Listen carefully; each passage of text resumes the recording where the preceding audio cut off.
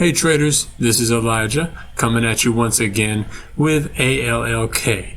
So today, as you all know, ALLK went up from 65 something to 85 something. It was around that time I started looking at it as a potential short. You see it got slammed right here on this 15-minute candle. On this one, it attempted to go back up, but appears to have ran out of steam. So it was around this time I started thinking about shorting it.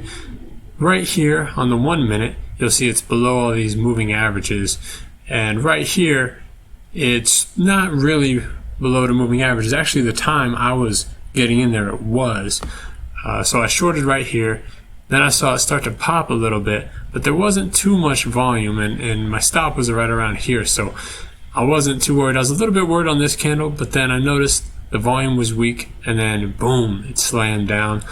And I started partialing out. Couple minutes later, little by little, I almost got filled down here, but I didn't, so that's okay. It was only like 5%. I only had 5% left, so I just got out of here. Had I held, I could have got out lower, but then you see it bouncing back. Who knows where it'll be at the end of the day, but I'm just happy with this trade, and thank you all for your support out there, and I wish you well in the markets, and have a great rest of your day. Thank you.